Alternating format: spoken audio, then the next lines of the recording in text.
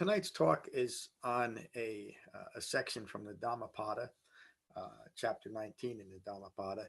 The Dhammapada is a 26 chapter volume in the fifth book of the Sutta Pitaka, known as the Khuddaka Nikaya. Pitaka means basket or large basket. Nikaya means small basket or small collection. And the books in the Khuddaka Nikaya are, most scholars agree that they were put in this fifth volume because they weren't able to classify them to fit in the other four volumes. And the Dhammapada is like that. The Dhammapada is not a sutta. It is a collection of the Buddha's saying on very specific topics. And it's written, almost always it's presented as written in verse. There's a few presentations of the Dhammapada that are in prose, but most of the collections are in verse. And so my Thursday talks going forward will mostly be on the Dhammapada or one of the poems from the Theragatha, with some exceptions, like we did the last 3 weeks on getting some talks in on the meaning of becoming, because that relates directly to what we're doing at Cross River Meditation Center and what the topics there. The title of this section is called Judgment or Judgment and Wisdom, and it refers to the importance of judging or evaluating our own Dhamma practice within the framework of the Dhamma itself, the Heartwood of the Dhamma, within the framework of the Eightfold Path. The Buddha taught an Eightfold Path as a framework and guidance for developing awakening, and he taught no other path. When he refers to the Heartwood of the Dhamma, where he uses that phrase often, he's talking specifically about the Eightfold Path. And if we're in a position to judge or evaluate others' Dhamma or Dharma practice, Dharma, when I use the word Dharma, I'm talking to modern applications and adaptations of the Buddha's teachings. When I use the word Dhamma, I'm referring to specifically what the Buddha taught. If we're going to evaluate in a general way Dharma practice, we certainly have to know what Dhamma practice is if we're going to fairly judge others, and especially if we're in a position of teaching the Dhamma, even if it's not such as a position of my own, even in incidental ways, or maybe as part of a local group, that if we're going to profess to be teaching the Dhamma, the only way to judge or evaluate whether we're actually doing that is to know it ourselves and to remain focused within the framework that the Buddha laid out. And that's what a lot of this sutta is about, not the sutta, this part of the Dhammapada. And this is an ongoing theme throughout the Buddha's teaching about what to teach, what it is, and what it isn't. We just went through a series of talks and classes on one sutta, the Dhammapada Sutta, which teaches a very well-focused and singular way of understanding the nature of self. And I won't get into that. There's plenty of talks up there now. In this sutta, the Buddha cautions against incorporating confusing and unskillful common Dharma practices, such as forced silent retreats, mindless rituals or chanting, meditation practices that actually encourage distraction and continued self-reference, and anything that dismisses or negates the framework and guidance of the Eightfold Path. And that's such an important last line there. Two of the most famous Mahayana texts, and actually there's a third one, I can't think of the name now, it's a rather long name, the heart, the lotus, and this other sutta, excuse me for not remembering it, both specifically dismiss anything that relates to five clinging aggregates of the Four Noble Truths as something that should be dismissed and not even followed. And of course, that's the essence of the Buddha's teaching. The Four Noble Truths and the five clinging aggregates describe the ongoing personal experience of suffering. And when we dismiss that and aren't willing to look at it, we're not willing to look at the entire Buddha Dhamma. And we certainly can't judge our own Dhamma practice or evaluate others with any type of wisdom if we, again, haven't actually developed and incorporated the Eightfold Path. Judgment and wisdom, Dhammapada 19, the Buddha's words. Judging mindlessly does not define a judge. The wise one knows both right judgment and wrong. The wise judge others impartially, mindfully, and consistent with the Dhamma. Again, the Buddha placed emphasis time and time again on, if you're going to be a Dhamma practitioner, you have to actually practice his Dhamma.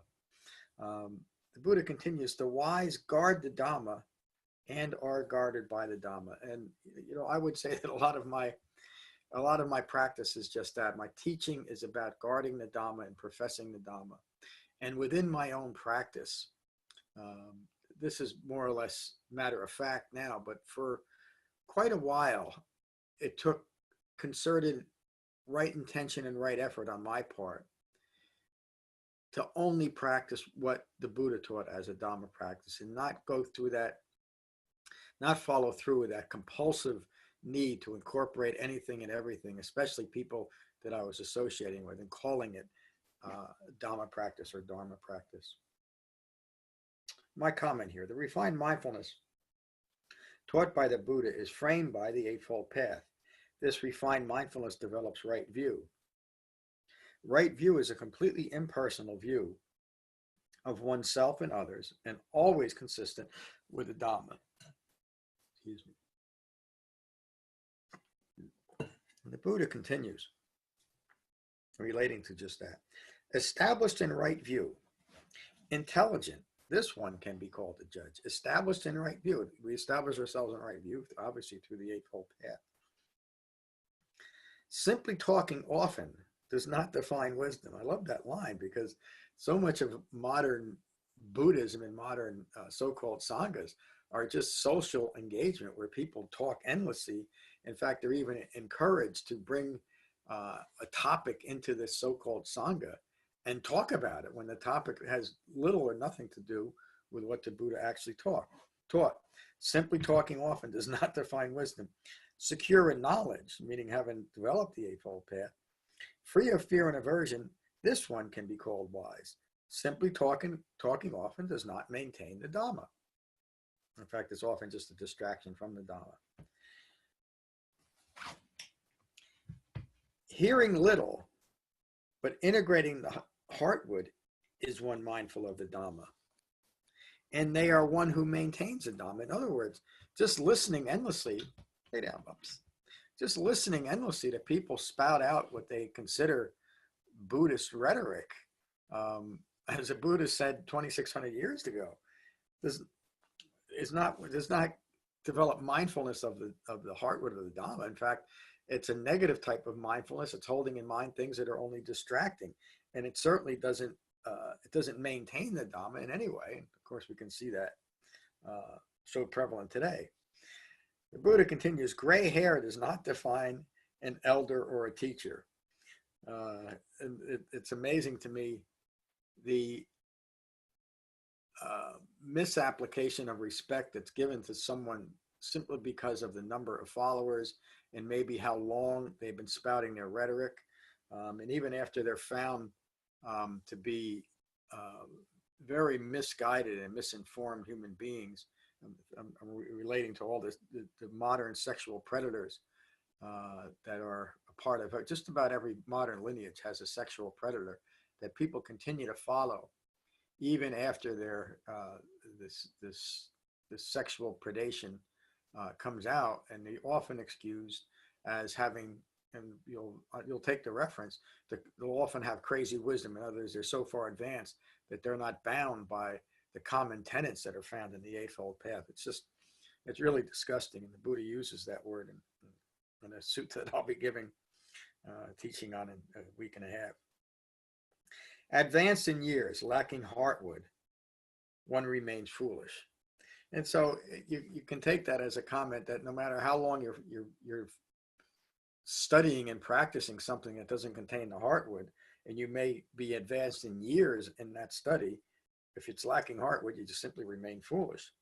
One who knows the truths, mindful of restraint, of good character, gentle, in control of thoughts, words, and deeds, the defilements of greed, aversion, and deluded thinking vanquished, awakened. This one can be called an elder and a teacher of those fit to be taught. Look at the Buddha saying that if you want to be fit to teach others, you first have to fit yourself by understanding. You have to learn restraint. And mindful of restraint, I'm going to mention an aspect of this a little bit further on, but this is being mindful of restraint is the antithesis of severe ascetic practices or ascetic practices of any kind. What the Buddha discovered after many years of severe ascetic practices is that complete denial of your senses is simply a very powerful way to avoid your own ignorance of Four Noble Truths. And so the Buddha never taught denial of any of the senses. He taught to use the senses as a way of practicing restraint. So denial of senses. When we deny our senses, we certainly can't practice restraint at them. Lay down, puppy. You're right in the picture. Lay down. Okay. Lay down.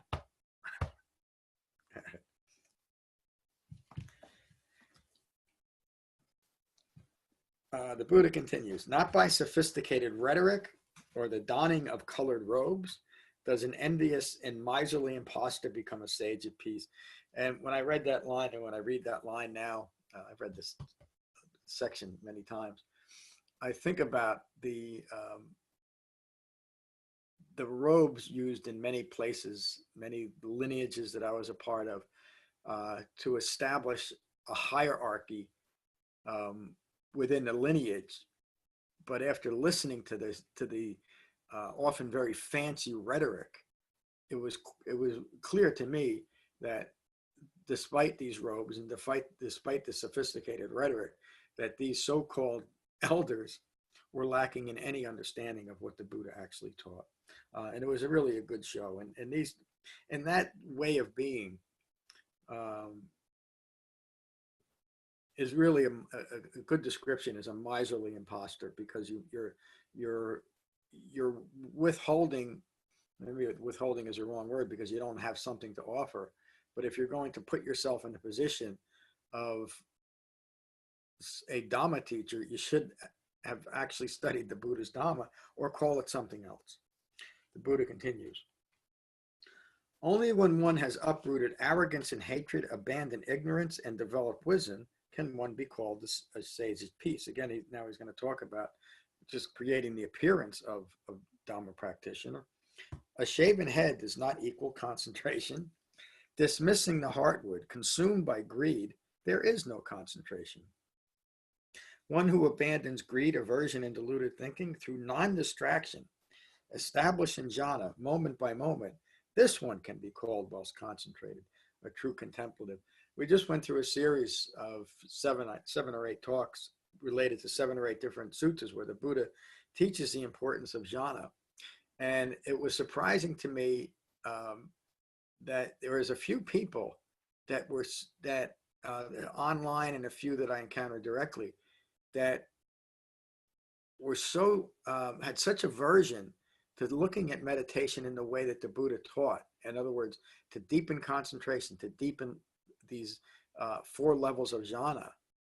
It was just surprising to me when it was put out plainly in that way. This is why we meditate. There was such resistance, and that's because of the many modern, almost infinite number of practices called meditation or mindfulness meditation, when all that they do at their root is continue eye-making and continue distraction. It's something that the Buddha recognized 2,600 years ago and spoke about it often. One who abandons greed, aversion, and deluded thinking through non-distraction, established in jhana, moment by moment, this one can be called well concentrated, a true contemplative. The Buddha continues, seeking alms, donning robes, mindless rituals do not define a sincere Dhamma practitioner. And again, they're almost, well, I would say all of the rituals that have become part of the modern Buddhist lexicon have never been taught by the Buddha. Chanting, bowing, all types of visualizations, mindfulness practices that have nothing to do with the Satipatthana Sutta um, the four foundations of mindfulness. Um, that's what the Buddha is referring to. And so no matter how often and how much intention you have to do all these distracting rituals and practices, it won't define you as a sincere Dhamma practitioner. And again, as I read the suttas, one of the most remarkable things is how they continue to be completely applicable and useful today. I remember, this doesn't happen much in my local Sangha anymore, but it used to. The people would bring up the point that if the Buddha was alive today, wouldn't he have changed his Dhamma? Wouldn't he adapt it and accommodate it to fit what's going on today? And this is a perfect example of why he wouldn't. Well, one, there was no need to, but this constant compulsive need to adapt and accommodate the Buddha's Dhamma to fit how I'd like it to be. And it's how I'd like it to be is always a way that I can engage in something that I think is useful. But what I'm actually doing is continuing to engage in a practice that continues I-making, self-reference, and continues to allow me to ignore my own ignorance. The Buddha is referring to that 2,600 years ago. He knew this tendency to want to ignore ignorance. And that's the sole reason why he gave us an Eightfold Path, because he understood how powerful that was and how difficult it is to overcome the need to ignore our own ignorance, even within something called Dhamma practice or Dharma practice. Come on, pose, lay down tonight. Yeah. Only those that abandon both gaining merit. How often is Dhamma practice presented that way? We have to do it to gain merit for something. And often that merit has to do with donating money, giving money to support what are often very wealthy establishments. I was going to comment on one of those sexual predators that just passed, but right to the end, I think I was continued to be established in lavish wealth through this idea of gaining merit by giving merit to the sexual predator. Anyway, only those that abandon both gaining merit and the three defilements, living always with restraint. Again, the reference to restraint. If there's denial of the senses, there's no restraint. There's no way to practice restraint. With wisdom, this one abides. This one can be called a Dhamma practitioner. The Buddha continues, I declare it is not by silence does the confused and deluded, the ignorant, become a sage at peace. So this is a direct reference to something that was common during the Buddha's time, or the Buddha wouldn't refer to it, and it's pervasive today.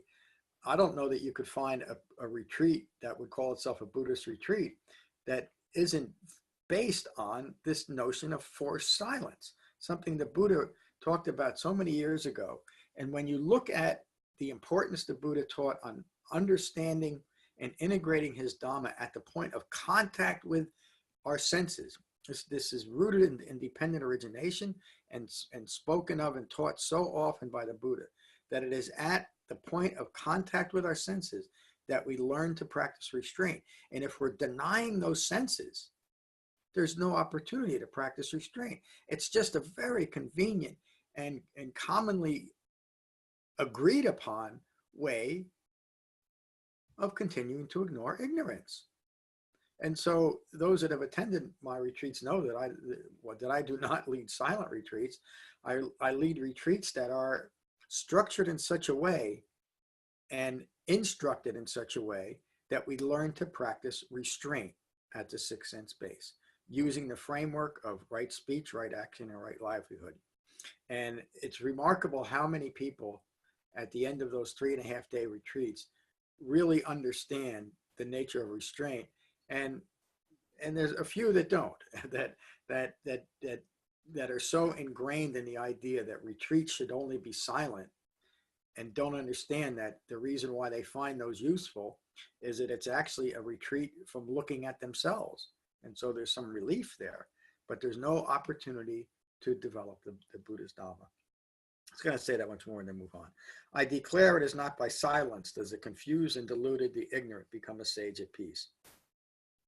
But the wise one, able to discern the ordinary from the excellent, rejects what is evil and becomes a sage at peace. Those who are able to discern both sides of the world, the Buddha's words, meaning the foolish and the heartwood, can be called a sage at peace. Remaining harmless to all living beings, one becomes noble. Remaining gentle to all living beings, one becomes noble. I'm going to read that again, and then in the context of this particular section of the Dhammapada. Remaining harmless to all living beings, one becomes noble. The Buddha starts out this by saying we cannot teach others the Dhamma. In other words, we're being harmful to Dhamma if we don't know the Dhamma. We are not remaining harmless to all living beings, even though it might seem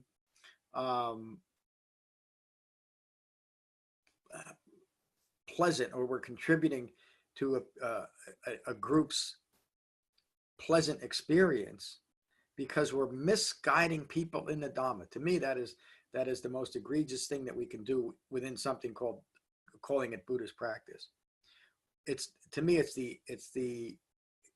It's one of the most hurtful things we can do, because at its most basic, we're encouraging people to continue their own ignorance and making them feel good about it. In the other part of this line, remaining gentle to all living things, one becomes noble. It is an act of aggression, not an act of gentleness, to encourage people to continue their own ignorance. And again, that's one of the reasons why I teach the way that I teach, but I teach the way that I teach because I learned from reading and observing how the Buddha taught. To him, the most egregious act of evil would be misguiding someone along the path to awakening, along the Dhamma.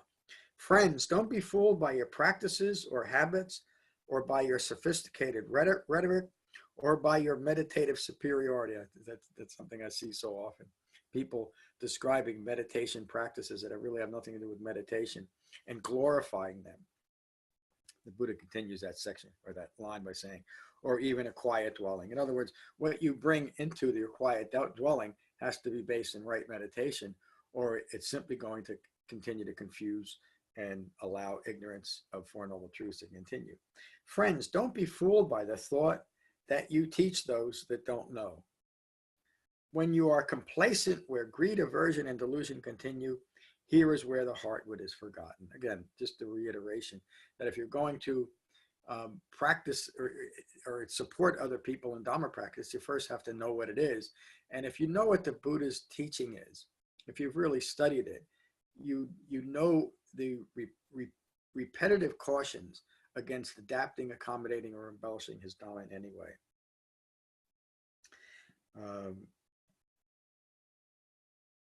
I want to read that last line, and that's the end of the sutta. When you are complacent, where greed, aversion, and delusion continue, here is where the heartwood is forgotten. That is the end of the section. And the reason why I'm emphasizing that and saying something, I think for the third or fourth time in tonight's talk, there's an aspect of a self-referential self, a self prone to self-identification in all thoughts, words, and ideas that occurs, is this compulsive need for social acceptance, and to use social acceptance as a qualification that you're right. In other words, the more people that you can join with, that you associate with, and through common agreement, and say, well, that defines a true Dhamma practice, is the essence of ignorance. It's what the Buddha, another one of the underlying themes that the Buddha taught continuously, is to be mindful of your associations. And within something that you want to call Dhamma practice, that those associations are governed not by what I call Buddhism by common agreement, just because there's a lot of people that have no understanding of the Heartwood of the Dhamma, but commonly agree, yes, this is Buddhist practice, and it might be a poem by this, or a saying by that, or a chant by this person, or a photograph that we say, oh, this is a photograph of compassion, and call that, and we might make an entire discussion about something that is completely irrelevant and distracting from the Dhamma, or using a theme of the Dhamma but in a way that is not founded in a sutta. It's the most egregious thing we can do. It's what the Buddha talks about. We become complacent through this Buddhism by common agreement, by something that completely lacks the heartwood of the Dhamma. And the paradox of this is, the more that we incorporate the Dhamma, and let me use this word that nobody wants to use, the more exclusive we are as far as Dhamma practice, meaning we focus just on what the Buddha taught. And the only way that I know to do that is to only reference the suttas in our teaching. In other words, instead of opinion, instead of other people that say that they're practicing some type of mindfulness or modern Buddhism, the only way that we can be sure that we're practicing and teaching others the Buddhist Dhamma, the only way that we can know to keep our own compulsive need to express my own opinions as to what Dhamma or Dhamma practice is to keep it focused through the framework and guidance of the Eightfold Path, and learn and study the suttas. And when we come together as a sangha, to avoid the compulsive need to incorporate everything that we might think as that somehow has a label of Buddhist practice when it has nothing to do with it, including incorporating a lot of modern teachers and using bits and pieces of that. But when we do that, we create a simple, well-focused, completely non-aggressive, and gentle and useful practice. And that's what the Buddha is talking about here, and using judgment and wisdom to evaluate, to judge our own practice, and then judge others' practice. And if we're going to be in a position of teaching the Dhamma, even if it's just as part of a sangha, meaning bringing something into a so-called sangha, to know that at least we're doing it in a pure way. So that's tonight's talk. There'll be another talk next week on the Dhammapada. I'm going to continue with a series on the Dhammapada for a while. If you find benefit from this talk, please consider a donation at becoming-buddha.com. Thank you. Peace.